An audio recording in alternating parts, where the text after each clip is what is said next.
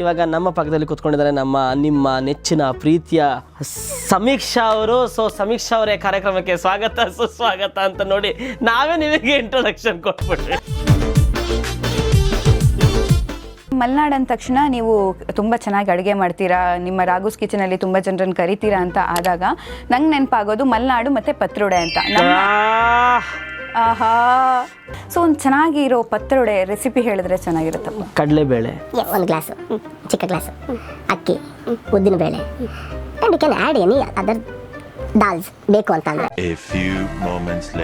ನಾವೊಂದ್ಸಲಿ taste ನೋಡ್ಬಿಟ್ಟು ಖಾರ ಕಮ್ಮಿ ಆದರೆ ಇನ್ನೊಂದು ಸ್ವಲ್ಪ ಒಂದು ಸ್ವಲ್ಪ ಖಾರ ಎಕ್ಸ್ಟ್ರಾ ಮಾಡಬೇಕಲ್ಲ ಅಂತ ಅನ್ಸ್ಕೊಂಡು 5 minutes ನೀರಿಡಿ ಬಿಸಿ ಮಾಡೋದಿಕ್ಕೆ ಗ್ಯಾಸ್ ಆನ್ ಮಾಡಿ. ಇವಾಗಿನ ಕಾಲದಲ್ಲಿ ಗ್ಯಾಸ್ ಸಿಕ್ಕಿಲ್ಲ ಅಂತ ಅಂದ್ರೆ ಕಟ್ಟಿಗೆ ಇಟ್ಬಿಟ್ಟು ಕಟ್ಟಿಗೆ ಒಲೆ ಮಾಡ್ಕೊಳ್ಳಿ.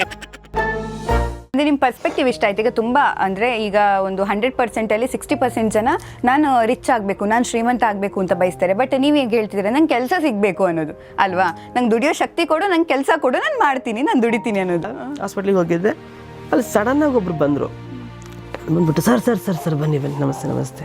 ನಮ್ಮ ಅತ್ತೆ ಒಬ್ಬರಿದ್ದಾರೆ, ಶಿ ಈಸ್ 90 years old. ಅವ್ರು ಹಾಸ್ಪಿಟಲೈಸ್ಡ್ ಆಗಿದ್ದಾರೆ.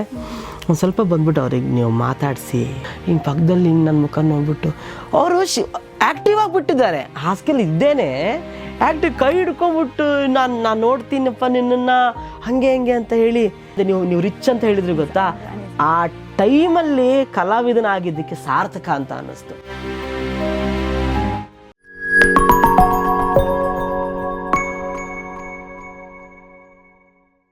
ಆ್ಯಕ್ಚುಲಿ ನಮ್ಮ ಈ ಮಾಯೆಯಲ್ಲಿ ನಾನೇ ಯಾವತ್ತೂ ಇಂಟ್ರೊಡ್ಯೂಸ್ ಕೊಡ್ತೀನಿ, ಸಮೀಕ್ಷಾ ಶಿರ್ಲಾಲು ಈ ಮಾಯೆ ಚಾನಲ್ಗೆ ಸ್ವಾಗತ ಅಂತ.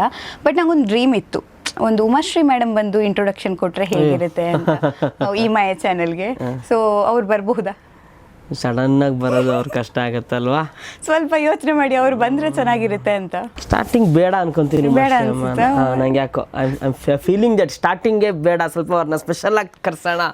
ಅವ್ರನ್ನ ಸ್ಪೆಷಲ್ ಆಗಿ ಕರ್ಸೋದಕ್ಕೆ ಕಂಪ್ಲೀಟ್ ಎಪಿಸೋಡ್ ನೋಡ್ಬೇಕಾಗುತ್ತೆ. ಹಂಗಂದ್ರೆ ರಾಗು ಇಂಟ್ರೊಡಕ್ಷನ್ ಕೊಡಿಯಲ್ಲ, ನಂಗೆ ಏನೋ ಇವತ್ತು ನಾನು ಇಂಟ್ರೊಡಕ್ಷನ್ ಕೊಡೋದೇ ಮನ್ಸಿಲ್ಲ, ನಂಗೆ ಇಂಟ್ರೊಡಕ್ಷನ್ ಕೊಟ್ರೇನೆ ಚೆನ್ನಾಗಿರುತ್ತೆ ಅನ್ಸುತ್ತೆ. ರಾಗುನ ಇವತ್ತು ಈ ಮಾಯೆಗೆ ಇಂಟ್ರೊಡ್ಯೂಸ್ ಮಾಡ್ತಾರೆ. ನಮ್ಮ ಆಂಕರ್ ಚೇಂಜ್ ಆಗ್ತಿದ್ದಾರೆ, ಇವಾಗ ಶಿಫ್ಟ್ ಆಗ್ತಿದ್ದಾರೆ. ನಮ್ಮ ಕಾರ್ಯಕ್ರಮದ ಆಂಕರ್ ಈಗ ರಾಘವೇಂದ್ರ. ಹಾಯ್, ಹಲೋ, ನಮಸ್ತೆ, ನಮಸ್ಕಾರ, ಎಲ್ರಿಗೂ ಸ್ವಾಗತ ಸುಸ್ವಾಗತ. ನೀವು ನೋಡ್ತಾ ಇದ್ದೀರಾ ಈ ಮಾಯೆ ಚಾನಲ್. ಇವಾಗ ನಮ್ಮ ಪಕ್ಕದಲ್ಲಿ ಕೂತ್ಕೊಂಡಿದ್ದಾರೆ ನಿಮ್ಮ ನೆಚ್ಚಿನ ಪ್ರೀತಿಯ ಸಮೀಕ್ಷಾ ಅವರು. ಸೊ ಸಮೀಕ್ಷಾ ಅವರೇ ಕಾರ್ಯಕ್ರಮಕ್ಕೆ ಸ್ವಾಗತ ಸುಸ್ವಾಗತ ಅಂತ ನೋಡಿ ನಾವೇ ನಿಮಗೆ ಇಂಟ್ರೊಡಕ್ಷನ್ ಕೊಟ್ಬಿಟ್ರಿ. ಆಕ್ಚುಲಿ ನನಗೆ ತುಂಬಾ ಖುಷಿ ಆಗ್ತಿದೆ, ಇವತ್ತು ನಾನು ಫಸ್ಟ್ ಟೈಮ್ ಸ್ಪೆಷಲ್ ಇಂಟ್ರೊಡಕ್ಷನ್ ತಗೊಂಡಿರಲ್ಲ. ಮತ್ತೆ ಅದು ಅವಾಗ ನಮಗೆ ನಾವು ಇಂಟ್ರೊಡಕ್ಷನ್ ತಗೋಬೇಕು ನೋಡಿ. ಆಕ್ಚುಲಿ ಇದು ಚೆನ್ನಾಗಿರೋದು. ಬಟ್ ನೀವು ಹೇಳಿದ್ರಲ್ಲ ಪ್ರೀತಿಯ ನೆಚ್ಚಿನ ಅಂತ ಜನರಿಗೆ ನಾನು ಸ್ವಲ್ಪ ಗೊತ್ತಿರೋದು ಕಡಿಮೆ. ಬಟ್ ಈ ಫೇಸ್ ಅಲ್ಲ, ನಾವು ಅವಾಗ ಯೂನಿವರ್ಸ್ ನಾವು ಹೇಳೋದನ್ನ ತಗೊಳ್ತಾ ಇರತ್ತೆ. ಇವಾಗ ತುಂಬಾ ಜನ ನೀವು ನೋಡಿರ್ತೀರ, ನಿಮ್ಮ ನೆಚ್ಚಿನ ಪ್ರೀತಿಯ ಅಂತ ಹೇಳಿ ಆದ್ರೂ ಅವರ ನೆಚ್ಚಿನ ಪ್ರೀತಿಯ ಆಗ್ತೀವಿ ನಾವು. ಸೊ ಹಾಗಾಗಿ ಯೂನಿವರ್ಸ್ಗೆ ಅದೆಲ್ಲ ಕೇಳಿಸ್ಕೊಳ್ತಾ ಇರತ್ತೆ, ಕನೆಕ್ಟ್ ಆಗುತ್ತೆ. ಆಕ್ಚುಲಿ ಈಗ ನೋಡಿ, ನಿಮ್ಮ ಪ್ರೀತಿಯ ನೆಚ್ಚಿನ ಸಮೀಕ್ಷಾ ನಮ್ಮ ಟ್ಯಾಲೆಂಟ್ ಕಿಂಗ್ ಅನ್ನು ಇಂಟ್ರೊಡ್ಯೂಸ್ ಮಾಡಲೇಬೇಕಾಗುತ್ತೆ. ರಾಗಿಣಿ ಅಂದರೆ ತುಂಬ ಜನರಿಗೆ ಇಷ್ಟ, ಹೌದು, ತುಂಬ ಜನರಿಗೆ ಫೇವ್ರೇಟು. ಆ್ಯಂಡ್ ಎಲ್ಲ ಹುಡುಗಿರು ಅಂದ್ಕೊಳ್ತಾರೆ, ನಾನು ರಾಗಿಣಿ ಥರ ಇರಬೇಕು ಅಂತ. ಆ ಮೇಕಪ್, ಆ ಡ್ರೆಸ್ಸಿಂಗ್ ಸ್ಟೈಲು, ಆ ಆ್ಯಕ್ಟಿಂಗ್ ಸ್ಕಿಲ್ಲು, ಅದ್ರ ಜೊತೆಗೆ ರಾಘು ಅಂದರೆ ಇನ್ನೊಂದು ಮ್ಯಾನರಿಸಮ್, ಮತ್ತೊಬ್ಬ ಫೇವ್ರೇಟ್ ಪರ್ಸನ್. ಸೊ ಇವತ್ತು ನಮ್ಮ ಜೊತೆಗೆ ರಾಘು, ರಾಗಿಣಿ, ಉಮಾಶ್ರೀ ಮೇಡಮ್ ಆಗಿರಲಿ, ಸಾಧು ಕೋಕಿಲ ಆಗಿರಲಿ, ಆಮೇಲೆ ಡಾಕ್ಟರ್ ರಾಜ್ಕುಮಾರ್ ಆಗಿರಲಿ, ಜೊತೆಗೆ ಎಲ್ಲರೂ ನಮ್ಮ ಜೊತೆಗೆ ಇವತ್ತು ಸ್ವಲ್ಪ ಬಂದು ಹೋಗೋದಕ್ಕಿದ್ದಾರೆ. ಬಟ್ ನಾನು ಫಸ್ಟ್ ರಾಘುನ ಮಾತಾಡಿಸ್ತೀನಿ. ಹೇಗಿದ್ದೀರಾ ನೀವು? ಬಿಂದ ಸೂಪರ್, ಆರಾಮು. ಈ ಖುಷಿ ಅನ್ನೋದಕ್ಕೆ ಯಾವ್ಯಾವ ಪದಗಳಿದೆಯೋ ಹಾಗೆಲ್ಲ ಇದ್ದೀನಿ ನಾನು. ಹಾಗೆಲ್ಲ ಇದ್ದೀರಾ? ಸೊ ಲೈಫಲ್ಲಿ ಎಲ್ಲ ಮನುಷ್ಯ ಬೇಡೋದು ಅದೊಂದೇ, ಮೇನ್ಲಿ ನೆಮ್ಮದಿ, ಖುಷಿ, ಸಂಭ್ರಮ, ತುಂಬಾ ಊಟ, ಕಣ್ ತುಂಬಾ ನಿದ್ದೆ. ಆಮೇಲೆ 4 ಜನ ಇದ್ದಾಗ ನಾವು ಒಂದು ಜಾಗದಲ್ಲಿ ಇದೀವಿ ಅಂತ ಅಂದ್ರೆ ಆ ಜಾಗದಲ್ಲಿ ಖುಷಿಯಾಗಿರ್ಬೇಕು ಎಲ್ಲರೂ ಅನ್ನೋದನ್ನ ಎಲ್ಲರೂ ಇಷ್ಟಪಡ್ತಾರೆ. ನಾನು ನನ್ನ ಲೈಫಲ್ಲಿ ಪಾಲಿಸಿ ಎಲ್ಲರೂ ಒಂದು ಸಿದ್ಧಾಂತ ಇಟ್ಕೊಂಡು ಹೋಗ್ತಾರೆ. ನನ್ನ ಲೈಫಿನ ಸಿದ್ಧಾಂತ ಏನಂತ ಹೇಳಿದ್ರೆ, ನನ್ಗೆ ಸಾರಾ ತಲೆ ಬಿಸಿ ಇದು, ನಾನೊಂದು ಸರ್ಕಲಲ್ಲಿ ಇರ್ತೀನಿ ಅಂತ ಅಂದಾಗ ಆ ಸರ್ಕಲ್ ಖುಷಿಯಾಗಿ ಇರಬೇಕು ಅಂತ ದೇವರ ದಯದಿಂದ ನನ್ನ ಸರ್ಕಲ್ ಖುಷಿಯಾಗಿದೆ, ನನ್ನ ಸರ್ಕಲ್ ಖುಷಿಯಾಗಿದೆ ಅಂತಂದರೆ ನಾನು ಖುಷಿಯಾಗಿದ್ದೀನಿ. ನೀವು ಖುಷಿಯಾಗಿರ್ತೀರಾ.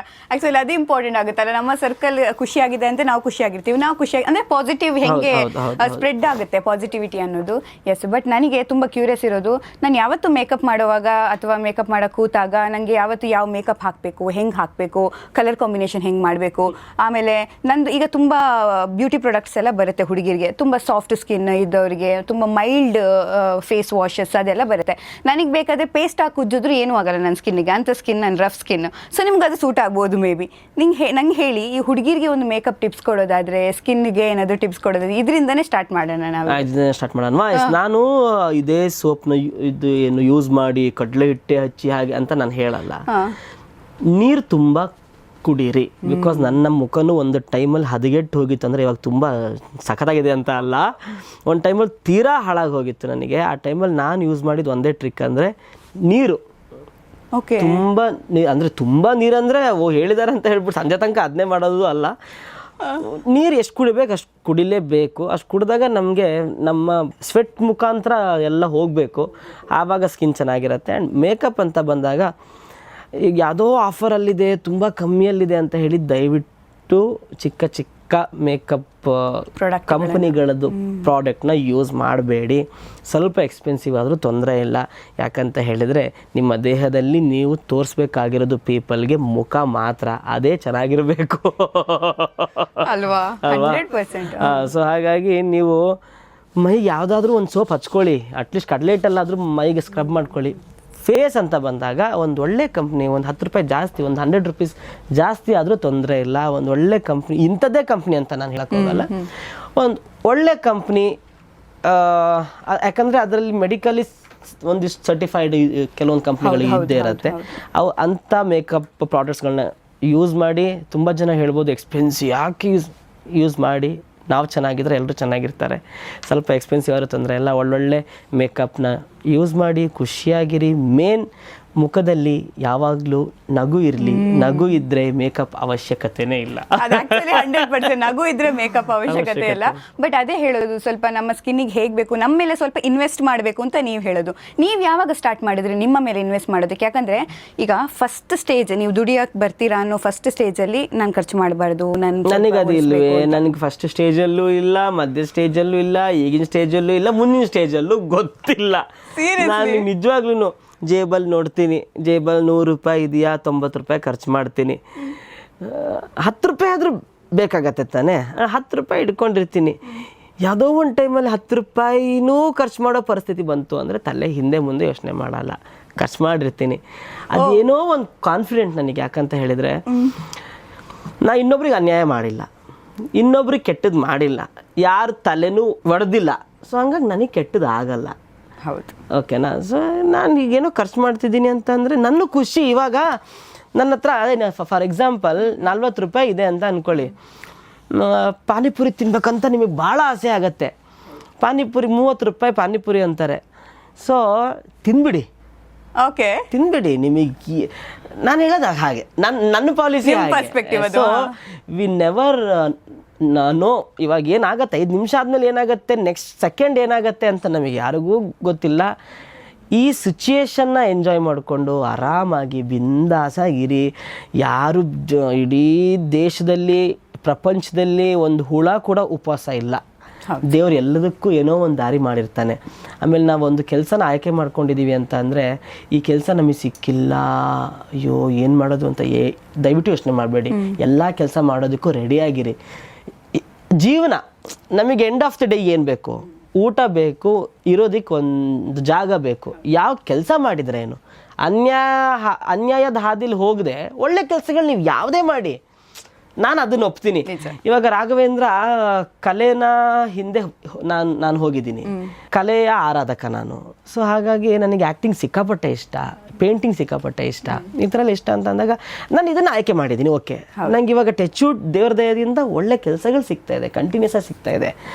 ತುಂಬ ಜನ ಹೇಳ್ತಾರೆ ಇದು ಇಂಡಸ್ಟ್ರಿ ಹಿಂಗೆ ಇರಲ್ಲ, ಎಂತೆಂಥವ್ರಿಗೆ ಏನೇನೋ ಆಗಿದೆ, ಇವತ್ತು ಕೆಲಸ ಇದ್ದವ್ರಿಗೆ ನಾಳೆ ಒಂದು ಸ್ವಲ್ಪ ದಿನದಲ್ಲಿ ಕೆಲಸ ಇಲ್ಲದೆ ಹೋಗುತ್ತೆ, ಅವಾಗೇನು ಮಾಡ್ತೀಯಾ? ಬೇರೆ ಮಾಡ್ತೀನಿ ಏನಾದರೂ, ಅಲ್ವಾ? ಸಿಂಪಲ್. ಅದಿಲ್ಲ ಅಂತ ಕೊರಗಿ ಕುತ್ಕೊಳ್ಳೋದಕ್ಕಿಂತ ದಾರಿ ತುಂಬ ಇದೆ, ಪ್ರಪಂಚ ವಿಶಾಲವಾಗಿದೆ ಅಲ್ವಾ. ನನ್ನ ಪಾಲಿಸಿ ಹಾಗೆ. ಬಟ್ ನಾನು ನಂಬಿರೋದೇನಂದ್ರೆ, ಇವಾಗ ನನ್ನ ಕೆಲಸನ ಆರ್ಟಿಸ್ಟ್, ನನ್ನ ಕಲೆನ ನಾನು ಎಷ್ಟು ಗೌರವಿಸ್ತೀನೋ ಅದು ನನ್ನ ಅಲ್ಲಿ ತನಕ ಕಾಪಾಡ್ಕೊಂಡು ಹೋಗುತ್ತೆ. ಸೊ ಹಾಗಾಗಿ ನಾವು ಅದನ್ನ ಕೈ ಬಿಡಬಾರ್ದು, ಅವಾಗ ಅದು ನಮ್ಮನ್ನ ಕೈ ಬಿಡೋದಿಲ್ಲ. ಅಂದ್ರೆ ನಿಮ್ಮ ಪರ್ಸ್ಪೆಕ್ಟಿವ್ ಇಷ್ಟ ಆಯ್ತು. ಈಗ ತುಂಬಾ ಅಂದ್ರೆ ಈಗ ಒಂದು 100% ಅಲ್ಲಿ 60% ಜನ ನಾನು ರಿಚ್ ಆಗಬೇಕು, ನಾನು ಶ್ರೀಮಂತ ಆಗಬೇಕು ಅಂತ ಬಯಸ್ತಾರೆ. ಬಟ್ ನೀವು ಹೇಗೆ ಹೇಳ್ತಿದ್ರೆ ನಂಗೆ ಕೆಲಸ ಸಿಗಬೇಕು ಅನ್ನೋದು ಅಲ್ವಾ, ನಂಗೆ ದುಡಿಯೋ ಶಕ್ತಿ ಕೊಡು, ನಂಗೆ ಕೆಲಸ ಕೊಡು, ನಾನು ಮಾಡ್ತೀನಿ, ನಾನು ದುಡಿತೀನಿ ಅನ್ನೋದು. ಇಲ್ಲಿ ರಿಚ್ ಆದ್ರೆ ನೀವು ಯಾವಾಗಲೂ ರಿಚ್ ಆಗಿರ್ತೀರಾ ಅಲ್ವಾ. ಸೊ ನಾವು ಏನಿಲ್ಲ, ನನ್ನ ಪ್ರಕಾರ ನೀವು ರಿಚ್ ಅಂತ ಹೇಳಿದ್ರೆ ಒಂದು ಐಷಾರಾಮಿ ಬಂಗ್ಲೆಲೇ ಇರಬೇಕು, ನಿಮ್ಮ ಸುತ್ತ ಆಳು ಕಾಳುಗಳು ಇರಬೇಕು, ನಿಮ್ದೆಲ್ಲ ಕೆಲಸನ ಅವ್ರು ಮಾಡಬೇಕು ಅಲ್ಲ. ಒಂದು ಎಲ್ಲೇ ಹೋದ್ರೂ ಆರಾಮಾಗಿ ಹೋಗ್ಬೇಕು. ನನ್ನ ಪ್ರಕಾರ ಅದು ರಿಚ್ ಅಂತೀನಿ ನಾನು. ಇವಾಗ ಯಾರೋ ಒಬ್ರು ನಮ್ಮನ್ನು ಸಿಕ್ಕಿದಾಗ ರಾಘು ಅಂತ ಖುಷಿಯಲ್ಲಿ ಮಾತಾಡ್ತಾರೆ ಗೊತ್ತಾ, ಅದು ರಿಚ್ನೆಸ್ಸು. ಇವಾಗ ನಮ್ಮನ್ನ ಇನ್ನೊಬ್ರು ನನಗಿವಾಗ ನಾವು ಕಾಮಿಡಿನಾಗ ಅದು ಅದೃಷ್ಟ, ನಮ್ಮನ್ನು ಯಾರೇ ನೋಡಿದ್ರು ಒಂದು ಸ್ಮೈಲ್ ಆಟೋಮೆಟಿಕ್ ಅವ್ರ ಮುಖದಲ್ಲಿ ಒಂದು ಸ್ಮೈಲ್ ಸಿಗುತ್ತೆ. ಅದರಲ್ಲಿ ಇರೋಂಥ ರಿಚ್ನೆಸ್ ಬೇರೆ ಯಾವುದರಲ್ಲೂ ನಾನು ಇಷ್ಟು ವರ್ಷದಲ್ಲಿ ನೋಡಲೇ ಇಲ್ಲ ಅಲ್ವಾ. ಇವಾಗ ಆಡಿಯನ್ಸ್ ಮುಖದಲ್ಲಿ ಒಂದು ನಗು ಬರುತ್ತೆ, ಒಂದು ಖುಷಿ ಇರುತ್ತೆ ಗೊತ್ತಾ, ಆ ರಿಚ್ನೆಸ್ಸೇ ಬೇರೆ. ನನಗೊಂದು ಎಕ್ಸ್ಪೀರಿಯೆನ್ಸು, ನಾನೊಂದು ಹಾಸ್ಪಿಟಲ್ಗೆ ಹೋಗಿದ್ದೆ ಸುಮಾರು ವರ್ಷಗಳ ಹಿಂದೆ. ಹಾಸ್ಪಿಟಲ್ಗೆ ಹೋದಾಗ ಏನೋ ನನಗೆ ಇದು ಹ್ಯಾಂಡ್ ಏನೋ ಡಿಸ್ಲೊಕೇಟ್ ಆಗಿತ್ತು ಅನ್ನೋ ಥರದ್ದೇನೋ ಆಗಿ ಹೋಗಿದ್ದೆ. ಅಲ್ಲಿ ಈ ಕಡೆ ಕೈ, ಆಮೇಲೆ ನಮ್ಮ ಫ್ರೆಂಡ್ಸ್ ಈ ಕಡೆ ಕೈ ಅಲ್ಲ ಈ ಕಡೆ ಕೈ ಅಂತ ಈ ಕಡೆ ಆಗಿದ್ದಾಗ ನಾನು ಹೋದಾಗ ಹಾಸ್ಪಿಟ್ಲಿಗೆ ಹೋಗಿದ್ದೆ. ಅಲ್ಲಿ ಸಡನ್ನಾಗಿ ಒಬ್ರು ಬಂದ್ಬಿಟ್ಟು ಸರ್ ಬನ್ನಿ ನಮಸ್ತೆ. ನಮ್ಮ ಅತ್ತೆ ಒಬ್ಬರಿದ್ದಾರೆ, ಶಿ ಈಸ್ 90 years old, ಅವ್ರು ಹಾಸ್ಪಿಟಲೈಸ್ಡ್ ಆಗಿದ್ದಾರೆ, ಒಂದು ಸ್ವಲ್ಪ ಬಂದ್ಬಿಟ್ಟು ಅವ್ರಿಗೆ ನೀವು ಮಾತಾಡಿಸಿ ಅಂತ ಅಂದರು. 90 ವರ್ಷ ಆಗಿದೆ. ನನಗೆ ಆ್ಯಕ್ಚುಲಿ ನಾನು ಅನಾಥಾಶ್ರಮ ಹೋಗಲ್ಲ, ಕೆಲವೊಂದು ಜಾಗಕ್ಕೆ ನಾನು ಹೋಗಲ್ಲ, ಬಿಕಾಸ್ ಅವ್ರಿಗಿಂತ ನಾನು ವೀಕಾಗಿ ಹೋಗ್ಬಿಡ್ತೀನಿ. ನಂಗೆ ಅಂಥವ್ರು ನೋಡಿದ್ರೆ ಬೇಗ ಎಮೋಷ್ನಲ್ ಆಗಿಬಿಡ್ತೀನಿ ನಾನು, ನಂಗೆ ಆಗೋದೇ ಇಲ್ಲ. ನಂಗೆ ತುಂಬ ಜನ ಅನಾಥಾಶ್ರಮ ಕರೆದ್ರು ನಾನು ಪರ್ಯಾಯವಾಗಿ ಏನೇನು ಹೆಲ್ಪ್ ಮಾಡಬೇಕು ಅದನ್ನ ಮಾಡ್ತೀನಿ, ಹೊರತಾಗಿ ಲೈವಲ್ಲಿ ಹೋಗಕ್ಕೆ ನನಗೆ ಆಗೋದೇ ಇಲ್ಲ, ನಂಗೆ ತುಂಬ ಹಿಂಸೆ ಆಗ್ಬಿಡತ್ತೆ. ಸೊ ಅಲ್ಲಿ ಹೋಗ್ತೀನಿ, she was completely bed ridden, 90 ವರ್ಷ ಆಗಿತ್ತು. ಹಿಂಗೆ ಹೋಗ್ತಿದ್ದೀನಿ, ಅಮ್ಮ ಇಲ್ಲಿ ನೋಡಿ, ನೀವು ಟಿ ವಿಯಲ್ಲಿ ನೋಡ್ತಿರಲ್ಲ ರಾಘವೇಂದ್ರ ಮಜಾ ಭಾರತ ರಾಗಿಣಿ ಬಂದಿದ್ದಾರೆ ಅಂತ ಅಂತಿದ್ದಂಗೆ ಶಿವ ಸ್ಲೀಪಿಂಗ್ ಅಲ್ವಾ, ಹಂಗೆ ಕಂಡ್ಬಿಟ್ಟು ಅಂತ ಅಂದರು. ಹಿಂಗೆ ಪಕ್ಕದಲ್ಲಿ ಹಿಂಗೆ ನನ್ನ ಮುಖ ನೋಡ್ಬಿಟ್ಟು ಅವರು ಆ್ಯಕ್ಟಿವ್ ಆಗಿಬಿಟ್ಟಿದ್ದಾರೆ. ಹಾಸ್ಟೆಲ್ ಇದ್ದೇನೆ ಆ್ಯಕ್ಟಿವ್, ಕೈ ಹಿಡ್ಕೊಂಬಿಟ್ಟು ನಾನು ನೋಡ್ತೀನಪ್ಪ ನಿನ್ನನ್ನು ಹಂಗೆ ಅಂತ ಹೇಳಿ. ನಾ ಅದೇ ಹೇಳಕ್ಕೆ ಬಂದೆ, ನೀವು ರಿಚ್ ಅಂತ ಹೇಳಿದ್ರಿ ಗೊತ್ತಾ, ಆ ಟೈಮಲ್ಲಿ ಕಲಾವಿದನ ಆಗಿದ್ದಕ್ಕೆ ಸಾರ್ಥಕ ಅಂತ ಅನ್ನಿಸ್ತು. ಅವ್ರು ಅಂದರು, ಆಮೇಲೆ ಅವ್ರ ಸೊಸೆ ಹೊರಗಡೆ ಬಂದ್ಮೇಲೆ ಅಂದರು, ಯಪ್ಪ ಅವ್ರು ಇವತ್ತು ಎಷ್ಟು ಖುಷಿ ಪಟ್ಟರು, ನಾವು 2-3 ದಿನದಿಂದ ಅವ್ರ ಪಾಡಿಗೋರು ಇರ್ತಾ ಇದ್ರು, ಇವತ್ತು ನಿಮ್ಮನ್ನು ನೋಡಿ ಎಷ್ಟು ಖುಷಿ ಪಟ್ಟರು. ತುಂಬ ಜನ ಹೇಳ್ತಾರೆ, ಸರ್ ನಮಗೆ ಏನೇನೋ ಮನೇಲಿ ಸಮಸ್ಯೆ ಇರುತ್ತೆ ಸರ್, ಏನೇನೋ ಸಮಸ್ಯೆ ಇರುತ್ತೆ, ನಿಮ್ಮನ್ನು ಒಂದ್ಸಲಿ ಟಿ ವಿಲೋ ಮೊಬೈಲಲ್ಲೋ ನೋಡಿದ ಕೂಡಲೇ ನಮಗೆ ಸಮಸ್ಯೆನೇ ಇಲ್ಲ ಅಂತ ಅನ್ಸುತ್ತೆ. ಸೊ ಮನೇಲಿ ಏನೇ ವ್ಯಾಜ್ಯಗಳಾದ್ರೂ ನಿಮ್ದೊಂದು ಕಾಮಿಡಿ ಸ್ಕಿಟ್ ನೋಡ್ತಿದ್ದಂಗೆ ನಮ್ಗೆ ತಲೆಯಿಂದ ಹೋಗುತ್ತೆ. ಅದೇ ಆ ಉದ್ದೇಶ ಇಟ್ಕೊಂಡೆ ಇಲ್ಲಿಗೆ ಎಂಟ್ರಿ ಕೊಟ್ಟಿದ್ದು. ಆ ಉದ್ದೇಶ ಇವಾಗ ಒಳ್ಳೆ ರೀತಿಯಲ್ಲಿ ಆಗ್ತಾ ಇದೆ ಅನ್ನೋದೊಂದು ಖುಷಿ. ಬಟ್ ಆ ಉದ್ದೇಶಕ್ಕಾಗಿ ನೀವು ಬಂದ್ರಿ. ಬಟ್ ನಿಮ್ಮ ಮಲೆನಾಡ್ ಬಗ್ಗೆ ಹೇಳೋದಾದ್ರೆ, ಯಾಕಂದ್ರೆ ಅದು ತುಂಬಾ ಈ ನೇಚರ್ ರಿಚ್ನೆಸ್ ಇರುವಂತಹ ಜಾಗ, ಆಮೇಲೆ ಅಲ್ಲಿನ ಪರಿಸರ, ಬೆಂಗಳೂರಿನ ಪರಿಸರ ನೋಡಿದಾಗ ನಿಮ್ಗೆ ಹೇಗೆ ಅಂದ್ರೆ, ಹೌದು ಇದು ಅನ್ನ ಕೊಟ್ಟಿದ್ದು, ಅದು ಬದುಕು ಅಂದ್ರೆ ಏನ್ ಹೇಳ್ತಾರೆ, ಅದು ನನ್ನನ್ನ ಈ ಭೂಮಿಗೆ ಕೊಟ್ಟಿರೋದು. ನೋಡಿ ನಮ್ಗೆ ಆಂಕರ್ಗೆ ಎಷ್ಟು ಸಪೋರ್ಟ್ ಮಾಡ್ತಿದ್ದಾರೆ.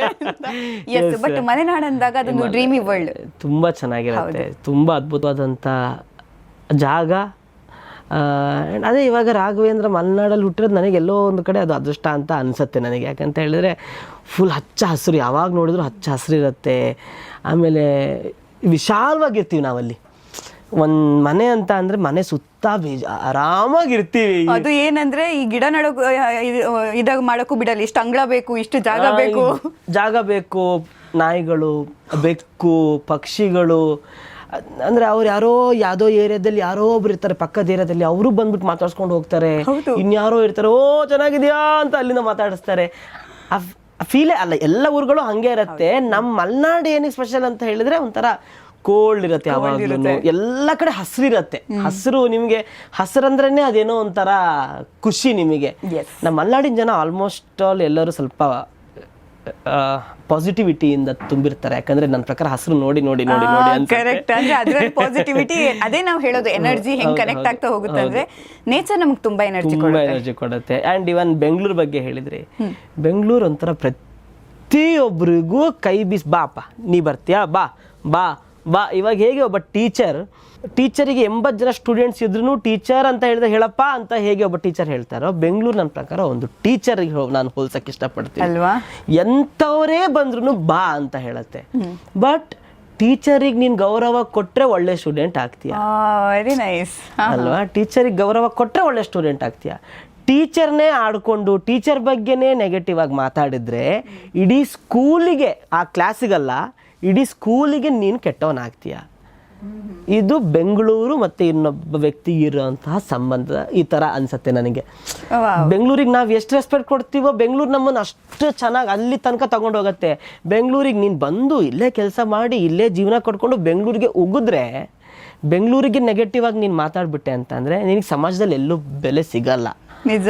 ಬಟ್ ನೀವು ಸೂಪರ್ ಆಗಿ ಹೇಳಿದ್ರಿ. ಈಗ ನಾನು ಕೇಳಿದಾಗ ಎಕ್ಸ್ಪೆಕ್ಟ್ ಮಾಡಿರೋದು, ಮತ್ತೆ ನಾವು ಯಾರಾದ್ರೂ ಮಾತಾಡುವಾಗ ಏನ್ ಟ್ರಾಫಿಕ್ ಅಪ್ಪ, ಏನ್ ಹಾಗಪ್ಪ, ಏನ್ ಹೀಗಪ್ಪ, ಇಂಥದ್ದೇ ಅಪ್ಪಗಳು ಬರುತ್ತೆ ಅಂತ ನಾನು ಅನ್ಕೊಂಡೆ. ಬಟ್ ನೀವು ಡಿಫ್ರೆಂಟ್ ಪರ್ಸ್ಪೆಕ್ಟಿವ್ ಕೊಟ್ಬಿಟ್ರಿ. ಹೌದಲ್ವಾ ಅಲ್ವಾ. ಬೆಂಗಳೂರಲ್ಲಿ ಇರೋಂಥ ಮರಗಳು, ಬೆಂಗಳೂರಲ್ಲಿ ಎಷ್ಟು ಮರಗಳಿದೆ. ಒಬ್ಬ ಉತ್ತರ ಕರ್ನಾಟಕದಿಂದ ಬೆಂಗಳೂರಿಗೆ ಬರ್ತಾನೆ ಅಂದ್ರೂ ಅವ್ನು ಬೆಂಗಳೂರಲ್ಲಿ ಆರಾಮಾಗಿರ್ತಾನೆ.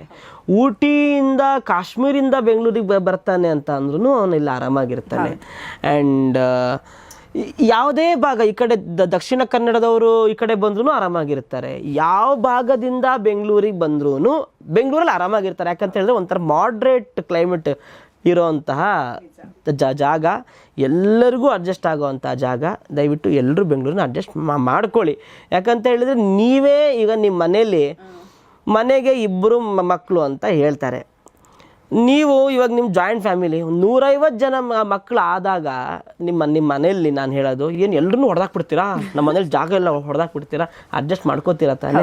ಸೊ ಬೆಂಗಳೂರು ಇಷ್ಟು ಜನ ಪಾಪ್ಯುಲೇಷನ್ ಅಡ್ಜಸ್ಟ್ ಮಾಡ್ಕೊಂಡಿದೆ ಅಂತ ಅಂದಾಗ ನಾವು ಅದು ಅಡ್ಜಸ್ಟ್ ಮಾಡ್ಕೋಬೇಕಾಗತ್ತೆ. 100%. ಇವಾಗ ನಾವು ದೂರದಲ್ಲ, ನಾವು ಅಡ್ಜಸ್ಟ್ ಮಾಡ್ಕೋಬೇಕು. ಅಂಡ್ ಅಡ್ಜಸ್ಟ್ ಆಗುವಂಥದ್ದು ಅಷ್ಟೇನು ಕಷ್ಟ ಇಲ್ಲ. ಇಲ್ಲಿ ರೂಢಿ ಆಗ್ಬಿಡುತ್ತೆ. ಆಮೇಲೆ ನಾವು ಕಂಫರ್ಟೇಬಲ್ ಅಂತೂ ಆ ಫೀಲ್ ಕೊಡುತ್ತೆ ಬೆಂಗಳೂರು. ಬಟ್ ನನಗೆ ಮಲೆನಾಡು ಅಂದ ತಕ್ಷಣ ನೀವು ತುಂಬಾ ಚೆನ್ನಾಗಿ ಅಡುಗೆ ಮಾಡ್ತೀರಾ, ನಿಮ್ಮ ರಾಘುಸ್ ಕಿಚನ್ ಅಲ್ಲಿ ತುಂಬಾ ಜನರನ್ನು ಕರಿತೀರಾ ಅಂತ ಆದಾಗ ನಂಗೆ ನೆನಪಾಗೋದು ಮಲೆನಾಡು ಮತ್ತೆ ಪತ್ರೊಡೆ ಅಂತ. ನನ್ನ ಫೇವ್ರೇಟ್, ಅದು ನಂದು ಫೇವ್ರೇಟ್. ನಾವು ಮಂಗಳೂರಲ್ಲಿ ಮಾಡ್ತೀವಿ, ಮಲೆನಾಡಲ್ಲೂ ಸೂಪರ್ ಆಗಿ ಮಾಡ್ತಾರೆ. ಸೊ ಪತ್ರೊಡೆ ರೆಸಿಪಿ ಸ್ವಲ್ಪ ನಮ್ಮ ಜನರಿಗೆ ಗೊತ್ತಿರೋದು ಕಷ್ಟ ಅನ್ಸುತ್ತೆ. ಮಲೆನಾಡು ಮತ್ತೆ ದಕ್ಷಿಣ ಕನ್ನಡ ಜನರಿಗೆ ಬಿಟ್ರೆ ಈ ಕಡೆ ಜನರಿಗೆ ಗೊತ್ತಿರೋದು ಕಡಿಮೆ ಅನ್ಸುತ್ತೆ. ಸೊ ಒಂದು ಚೆನ್ನಾಗಿರೋ ಪತ್ರೊಡೆ ರೆಸಿಪಿ ಹೇಳಿದ್ರೆ ಚೆನ್ನಾಗಿರುತ್ತಪ್ಪ. ಕಡಲೆಬೇಳೆ 1 ಗ್ಲಾಸು, ಚಿಕ್ಕ ಗ್ಲಾಸು, ಅಕ್ಕಿ, ಉದ್ದಿನ ಬೇಳೆ, and you can add any other dals ಬೇಕು ಅಂತ ಅಂದರೆ ಫ್ಲೇವರಿಗೆ. ನಾನು ಹೇಳೋದು ಕಡಲೆಬೇಳೆ, ಉದ್ದಿನಬೇಳೆ, ಅಕ್ಕಿ. ಇದನ್ನು 8 ಅವರ್ ನೆನೆಸಿಡಿ, ಓವರ್ನೈಟ್ ನೆನೆಸಿಟ್ಟಾಗ ಅದು ಸ್ವಲ್ಪ ಉಬ್ಬಿರುತ್ತೆ. ಅದಕ್ಕೆ ಕೊತ್ತಂಬರಿ ಕಾಳು, ಧನಿಯಾ ಕಾಳನ್ನು ಹುರಿದು, ಆಮೇಲೆ ಒಣಮೆಣಸಿನ ಕಾಳು, ಒಣಮೆಣಸಿನಕಾಯಿ ನೋಡಿ, ಕಾಳಲ್ಲ ಕಾಯಿ, ಒಣಮೆಣಸಿನ ಕಾಳು, ಇದು ಪೆಪ್ಪರ್ಸು ಹಾಕೋಬಹುದು, ಅದನ್ನು ಹುರ್ಬಿಟ್ಟು ಹಾಕೋಬಹುದು. ಕೊತ್ತಂಬರಿ ಕಾಳು, ಪೆಪ್ಪರು ಹಾಕ್ಬೋದು. ಆಮೇಲೆ ಡ್ರೈ ಗ್ರೀನ್ ಚಿಲ್ಲೀಸ್ ಅದನ್ನು ಹುರಿದ್ಬಿಟ್ಟು ಹಾಕಬೇಕು. ಆಮೇಲೆ ಜೀರಿಗೆ, ಕೊತ್ತಂಬರಿ ಬೇಡ, ಯಾಕಂದ್ರೆ ನಾವು ಅದನ್ನು ಎಲೆಗೆ ಸೊಪ್ಪಿಗೆ ಅಣಿಸೋದ್ರಿಂದ ಸೊಪ್ಪಿಗೆ ಸೊಪ್ಪು ಅಣಿಸೋದು ಚೆನ್ನಾಗಿರುತ್ತೆ. ಕೊತ್ತಂಬರಿ ಕಾಳು ಹಾಕಿರ್ತೀವಲ್ಲ, ಸೊ ಅದಕ್ಕೆ ಕೊತ್ತಂಬರಿ ಸೊಪ್ಪು ಹಾಕೋದು ಬೇಡ. ಜೀರಿಗೆ ಇದನ್ನ ಹಾಕ್ಬಿಟ್ಟು ಸ್ವಲ್ಪ ಇಂಗು, ಒಂಚೂರು ಇಂಗು, ಕಾಯಿ ತುರಿ, ಬೆಳ್ಳುಳ್ಳಿ ಬೇಡ ಅನ್ನೋರು ಸ್ಕಿಪ್ ಮಾಡ್ಬೋದು. ಬೆಳ್ಳುಳ್ಳಿ ಬೇಕು ಅನ್ನೋರು ಬೆಳ್ಳುಳ್ಳಿ ಸ್ವಲ್ಪ ಹಾಕೊಂಡ್ರೆ ಚೆನ್ನಾಗಿರುತ್ತೆ. ಬೆಳ್ಳುಳ್ಳಿ, ಶುಂಠಿ, ಬೆಲ್ಲ, ಹುಳಿಗೆ ತಕ್ಕನಾಗಿ ಹುಣಸೆ ಹಣ್ಣು ಹಾಕಿದಷ್ಟು ಟೇಸ್ಟ್ ಜಾಸ್ತಿ. ಅದನ್ನ ಹಾಕಿ ಚೆನ್ನಾಗಿ ಪೇಸ್ಟ್ ಮಾಡ್ಕೋಬೇಕು. ದಾಲು, ಅದಕ್ಕೇನು ನಾವು 8 ಅವರ್ ಇಟ್ಟಿರ್ತೀವಲ್ಲ, ಅದಕ್ಕೆ ಇದಷ್ಟನ್ನು ಹುರಿದಿರೋದನ್ನ ಹಾಕೊಂಡು ಉಪ್ಪು ಹಾಕಿ ನಾವೊಂದ್ಸಲಿ ಟೇಸ್ಟ್ ನೋಡ್ಬಿಟ್ಟು ಖಾರ ಕಮ್ಮಿ ಇದ್ರೆ ಇನ್ನೊಂದು ಸ್ವಲ್ಪ ಖಾರ ಎಕ್ಸ್ಟ್ರಾ ಮಾಡ್ಬೇಕಲ್ಲ ಅಂತ ಅನ್ಸ್ಕೊಂಡು, ಆಮೇಲೆ ಎಲೆ ಇರುತ್ತೆ ನಮ್ಮ ಕಡೆ. ಪತ್ರೊಡೆಗೆ ಮೇನ್ ಬೇಕಾಗಿರೋದು ಕೆಸುವಿನ ಎಲೆ. ಈ ಮಳೆಗಾಲ ಸ್ಟಾರ್ಟಿಂಗ್ ಅಲ್ಲಿ ಎಲ್ಲಾ ಮರದ ಮೇಲೆ ಮರಗೆಸ ಅಂತ ಒಂದ್ ಸಿಗತ್ತೆ. ಅದೇ ಕೆಸು ಮರದ ಮೇಲೆ ಆಗಿರತ್ತೆ, ಅದಕ್ಕೆ ಮರಗೆಸ ಅಂತ ನಾವು ಅದ್ರಲ್ಲಿ ಮಾಡಿದ್ರೆ ಇನ್ನೂ ಚೆನ್ನಾಗಿರತ್ತೆ. ನೋಡಿ ಬಾಯಿ ನನ್ಗೂ ಹಂಗೆ ಸೊ ಒಂದು 5 ಎಲೆ ಇಟ್ಕೊಳ್ಳಿ. ಒಂದ್ ಎಲೆ ಮೇಲೆ ಅದನ್ನ ಆ ಪೇಸ್ಟ್ನ ಹಚ್ಚಿ, ಇನ್ನೊಂದು ಎಲೆ ಇಡಿ, ಮತ್ತೆ ಪೇಸ್ಟ್ ಹಚ್ಚಿ, ಇನ್ನೊಂದು ಎಲೆ ಇಡಿ, ಪೇಸ್ಟ್ ಹಚ್ಚಿ, ರೋಲ್ ಮಾಡಿ, ಇಡ್ಲಿ ಪಾತ್ರೆ ತಗೊಳ್ಳಿ, ನೀರಿಡಿ ಬಿಸಿ ಮಾಡೋದಿಕ್ಕೆ, ಗ್ಯಾಸ್ ಆನ್ ಮಾಡಿ. ಇವಾಗಿನ ಕಾಲದಲ್ಲಿ ಗ್ಯಾಸ್ ಸಿಕ್ಕಿಲ್ಲ ಅಂತ ಅಂದ್ರೆ ಕಟ್ಟಿಗೆ ಇಟ್ಬಿಟ್ಟು ಕಟ್ಟಿಗೆ ಒಲೆ ಮಾಡ್ಕೊಳ್ಳಿ ಅಲ್ವಾ.